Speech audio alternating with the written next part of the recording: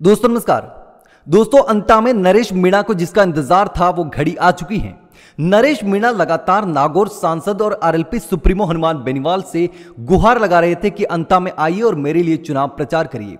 तो हनुमान बेनीवाल ने तो नरेश मीणा के लिए हेलीकॉप्टर बुक करवा दिया और नरेश मीणा ने हेलीकॉप्टर की परमिशन के लिए एप्लीकेशन भी लगा दी है। तो ऐसे में 8 तारीख को मांगरोल में बहुत बड़ा बवाल आने वाला है, भूचाल आने वाला है और कई नेताओं की नींद उड़ने वाली है, क्योंकि हनुमान बेनीवाल हेलीकॉप्टर लेकर के नरेश मीणा का प्रचार करने के लिए आ रहे हैं। नरेश मीणा ने खुद ने इस बात का खुलासा किया है। इसके साथ ही नरेश मीणा ने इस बात का भी ऐलान किया है कि मुझे रक्त से तोला जाएगा, मुझे रक्त से तोला जाएगा। तो नरेश मीणा ने क्या कहा वो भी सुन लेते हैं। नरेश मीणा ने यह बड़ा खुलासा किया है हनुमान बेनीवाल को लेकर के, क्योंकि लगातार नरेश मीणा हनुमान बेनीवाल से संपर्क में थे और मांग कर रहे थे, हनुमान बेनीवाल से रिक्वेस्ट कर रहे थे कि वो अंता में आए और नरेश मीणा के लिए प्रचार करें। तो नरेश मीणा ने क्या कहा वो पहले सुन लेते हैं। नरेश को मारने के लिए कांग्रेस बीजेपी सारे दिग्गज नेता आ रहे हैं और मेरी आज बेनीवाल जी भाई साहब से बात हुई है, उन्होंने भी हाँ कर दिए, हेलीकॉप्टर बुक किया जा रहा है। मैंने हेलीकॉप्टर की परमिशन लगा दी है और 8 तारीख को हनुमान जी बेनीवाल भी अंता की धरती में मांगरोल में आम सभा करने वाले हैं। जैसे जैसे बड़े बड़े नेता आ रहे हैं, जितनी बड़ी संख्या में आ रहे हैं, उसी से मेरा फायदा हो रहा है। जनता के गाँव की साया में मुझे खून से तोला जाएगा। तो आपने सुना, नरेश मीणा ने इस बात का खुलासा कर दिया है कि 8 तारीख को मांगरोल में हनुमान बेनीवाल हेलीकॉप्टर लेकर के नरेश मीणा का चुनाव प्रचार करने आएंगे।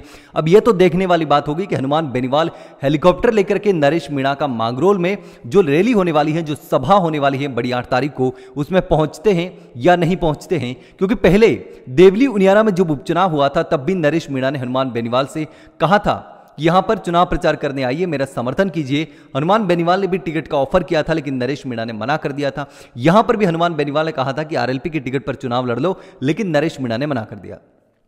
हालांकि जब देवली उनियार में उपचुनाव हो रहे थे उस समय नागौर की खीवसर सीट पर भी उपचुनाव हो रहे थे और वहां से हनुमान बेनीवाल की पत्नी कनिका बेनीवाल खुद चुनाव लड़ रही थी। ऐसे में हनुमान बेनीवाल नरेश मीणा का प्रचार करने नहीं आए थे, लेकिन अब हनुमान बेनीवाल आ सकते हैं, फ्री हैंड हैं।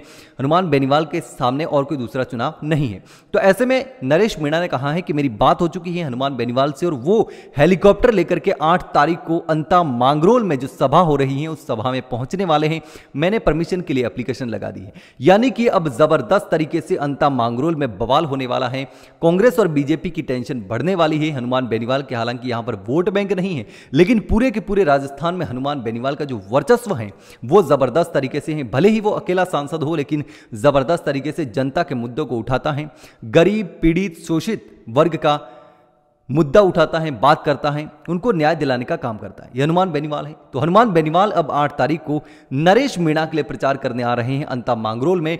और देखने वाली बात यह होगी कि यहां पर किस तरीके से 8 तारीख का दिन जो है वो रहने वाला है। 8 तारीख का दिन तय कर देगा कि नरेश मीणा यहां से विधायक बन रहे हैं या फिर नहीं बन रहे।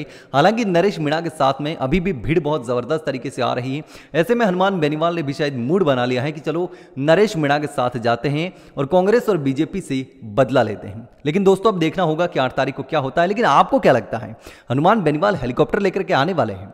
अब नरेश मीणा को वादा कर दिया हनुमान बेनीवाल के तो आएंगे, लेकिन आपको क्या लगता है अब क्या नरेश मीणा का जो जीत का आंकड़ा है और जीत की तरफ जो झुकाव है वो बढ़ता जा रहा है? क्या नरेश मीणा विधायक बनेंगे या फिर नहीं? दोस्तों आपको क्या लगता है मुझे कमेंट करके जरूर बताना।